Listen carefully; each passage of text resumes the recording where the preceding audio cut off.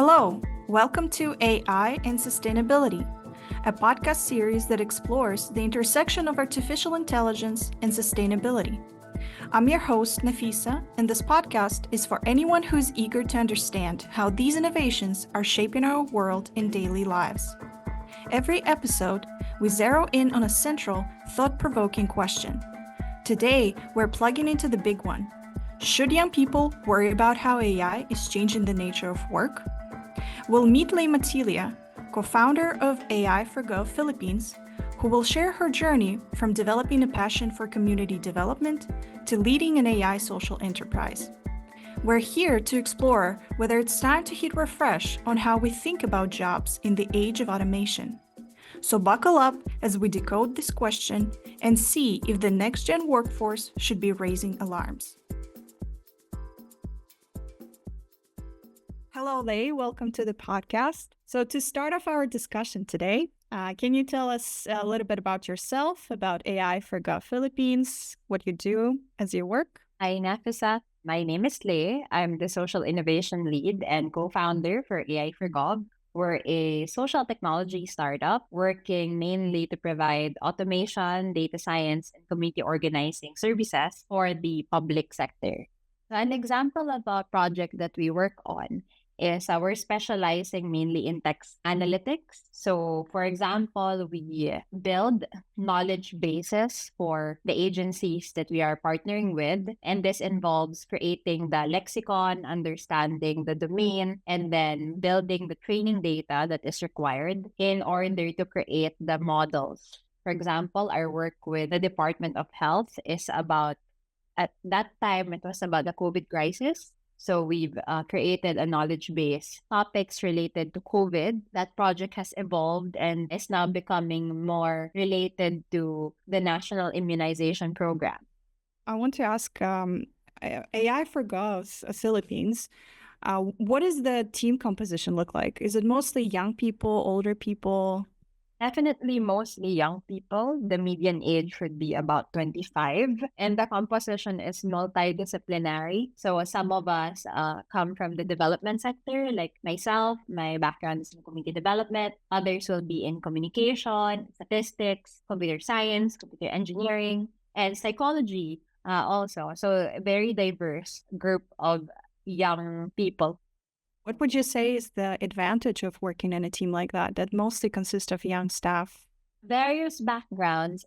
Definitely the advantage of that is that there are different mental models that you are bringing into the table. And innovation is about colliding different ways of looking at things, different disciplines. And once you combine these, seeds of innovation is born, right? And that's why having a diverse group of people is very important, to have that multidisciplinary, even transdisciplinary approach to change or to problem solving. When the composition is more young people, then really you get to be more creative.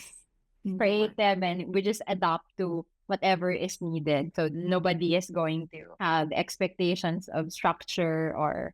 Maybe a younger generation tends to be more open-minded to new ideas and new approaches to solving things, right?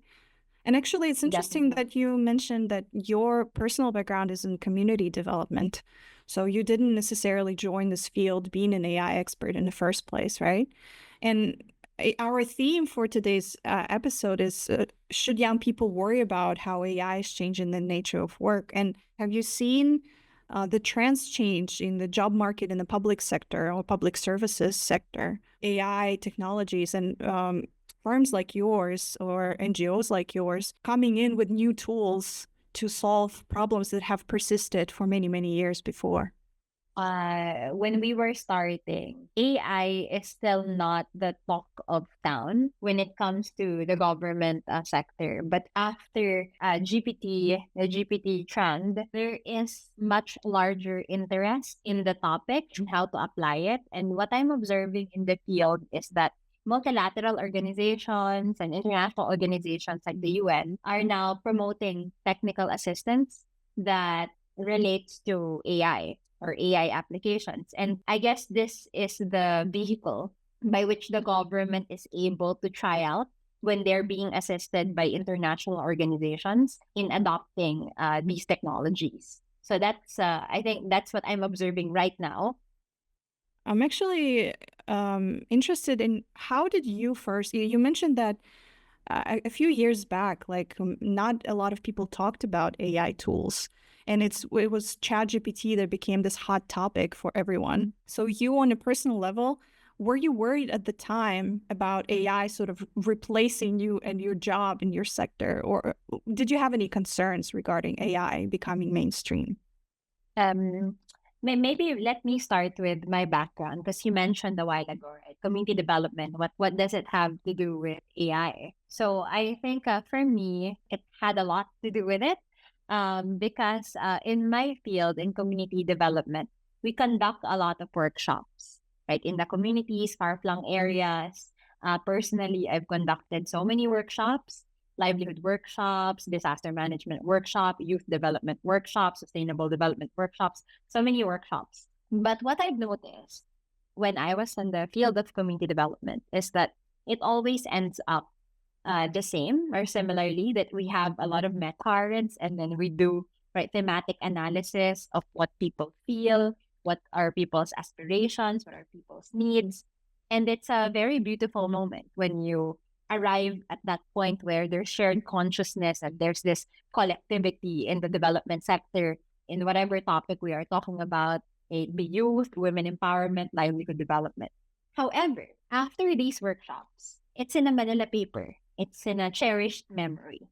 So that frustrated me a little bit because what's next after all of this? And when I learned about I quickly understood that AI is the technology that will allow these needs and aspirations to be aggregated in such a way that those workshops that I was used to conducting will become now part of a bigger a bigger stream. Not just a single event, but actually contributes to accumulation of useful data, Correct. right? Correct. So then that was really that was the moment for me when I understood that insight, even though the technology at that time wasn't at par with the technology that we know today. I was quickly obsessed about it because for once I found the technology that I could obsessively master, because for me it's a way to leave no one behind. So I think that was the main turning point for me, and it will leave no one behind in the sense that those moments, those instances will now form part of something bigger, and that the technology is could be used for that, which is that's very far from how the technology is being used right now, right? With a GPT, people are generating cute, funny, silly images. Right. People are right doing their essays, asking different things, but for me, early on and with the team, it was so clear that this is the use case that we will pursue for AI, for text analytics, because which meant that my background in community development became the strength of the team. Right. You've Because seen the bigger potential of AI, that it exactly. could be good, used for good, right? Exactly. And that's my point about for young people, you have to know what the purpose is. So in my case, because I was on the ground, I was heavily on the ground, I understood a social reality that I wanted to address. And that experience gave me an edge about how to direct, how to lead the use of the AI technology. So without, for example, that type of experience and leadership, even though the technology is really advanced now, what use case, right? What is the value that you want to generate?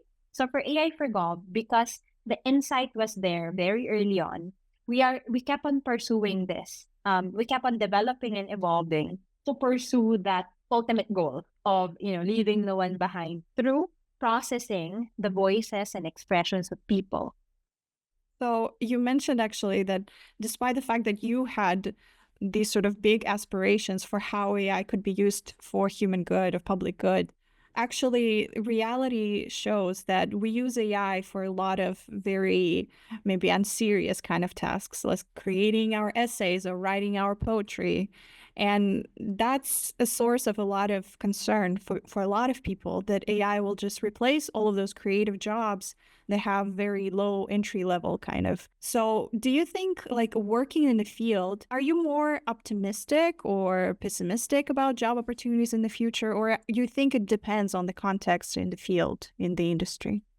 For our particular context, very optimistic. In fact, just to touch on one of the key points that you said earlier, when GPT arrived, we were so happy.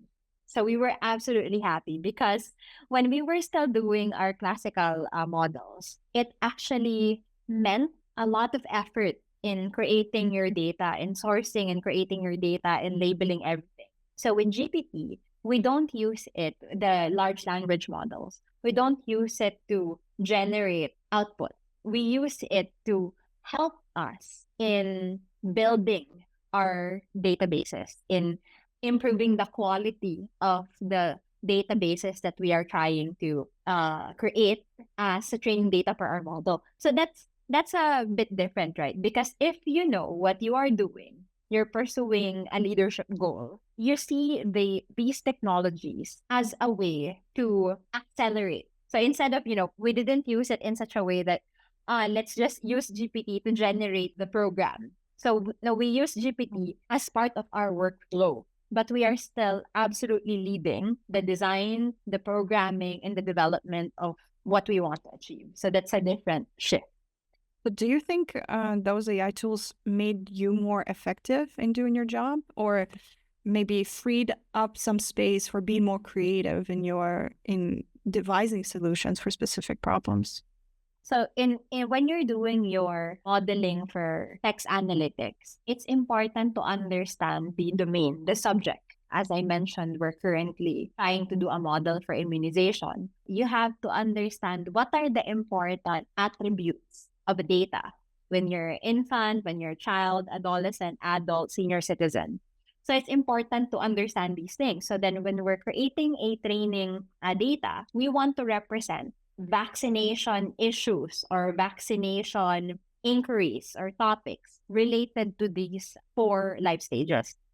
As you mentioned, that you don't really necessarily come from a tech or data science background. For some people who want to be involved in these kind of initiatives that employ AI tools, do they have to have tech background to be a part of these initiatives?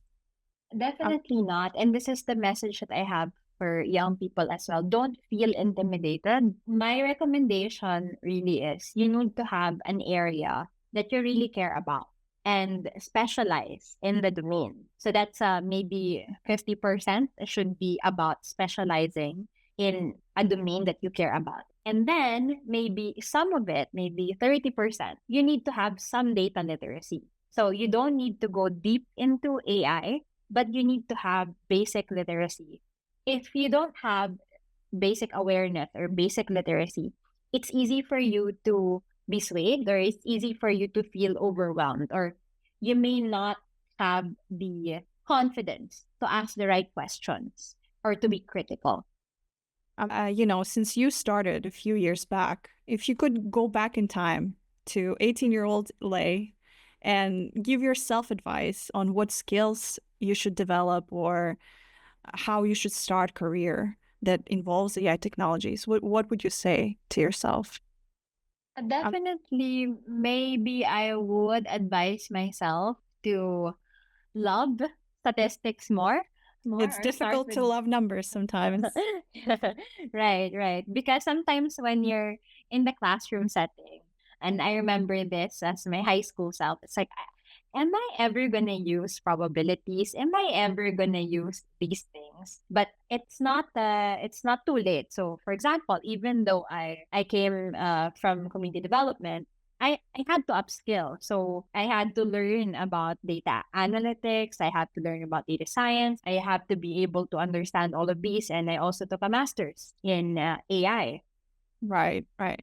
And actually, like, being this young professional, especially as a female professional, I wonder what kind of challenges you faced in your kind of pathway towards where you're at right now? Like, if you have any insights for our young listeners or female listeners who want to be a part of the space, but what can they expect and how can they resolve these kind of situations? When we first did our hackathon, it was just that. So we were like three young girls who just came out of college, and then we didn't know how to code, but we had to finish this hackathon, and we just based everything on no code, low code prototyping at that time, and we made it. So we won that challenge. So you have to start that, because even though we didn't know how to code at that time, we knew what problem we were trying to solve. And of course, the next one would be build your team. So build a team with a shared aspiration. There were times when we were starting and we were such a small team, I did feel quite insecure. So for example, I would see bigger firms, like let's say bigger data science firms, and they're so wealthy. And then, here we are, just two people trying to make it alive, and then you do feel, I felt very insecure at that time, that are we really, should we really do this? We're not scientists here, we just came out of, we were early career. Every time I reach that point, okay, if we don't do it, if we just let other people do it who we think are more of an expert than us, then what happens to our perspective? For example, we would compare that, oh, these traditional data science firms, is there any one of them who'd been in communities, who've experienced what we've experienced? Would they bring that perspective? I don't think so.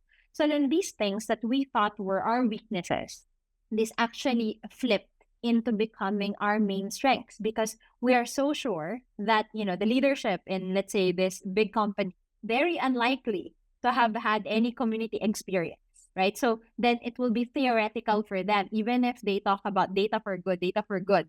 It's unlikely that they understand what it means to have a lived experience. And this is very important for us at AI4Gov. Even when recruiting in the team, we really talk about what is your lived experience with the people that we are trying to solve.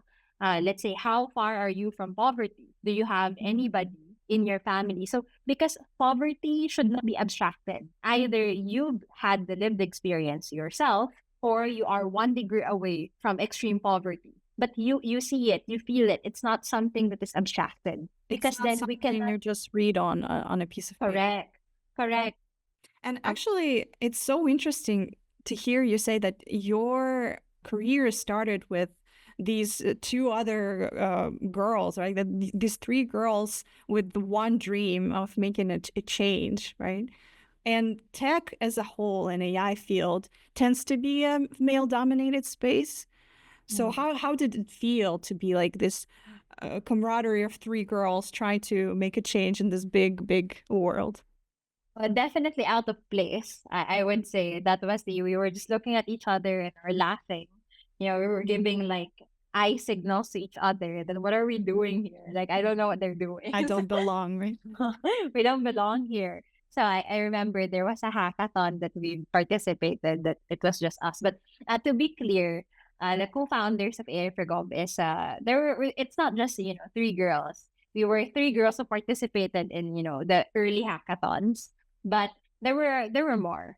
However, since I always represent AI4Gov, I've always felt that, well, it's such, when you say it's a male dominated industry, it really is. So because they have this, I've observed in the industry that there's a lot of these bro networks, that they trust each other and they refer to each other because of that, I don't know, the bro spirit, the bro network spirit. And as a young woman at that time, it was so hard to navigate that. And I think it really worked that it was like the pandemic, that they can't see that I was young. So, right, I remember during the Zoom calls, they can only hear me speak. So I think that became an advantage for us early on, because they cannot see me, they cannot see how young I was at that time. All they can only hear my voice. So then I had to lower my voice in order to feel, in order to to project and adopt a bit to their conversation. Sometimes there were calls I was the only woman in a call. and I had to, unmute my mic and definitely put my word in when it was just a conversation about, two, three guys just having a dialogue about what they think should be the product. So, so I had these experiences early on, but I would say that over time, as you gain a lot more confidence, as you have a lot more traction, then you feel like you're not, you have significant voice to share. You're no longer trying to claim the space, you're owning the space, you're creating the space. This is a very empowering message, I think, for our female listeners, and also an argument in favor of keeping our Zoom cameras off, right, during meetings, because it can actually empower you in the field. Well, thank you very much for this conversation. And before we wrap up, we like to have a little fun with our guests and throw in some rapid fire questions.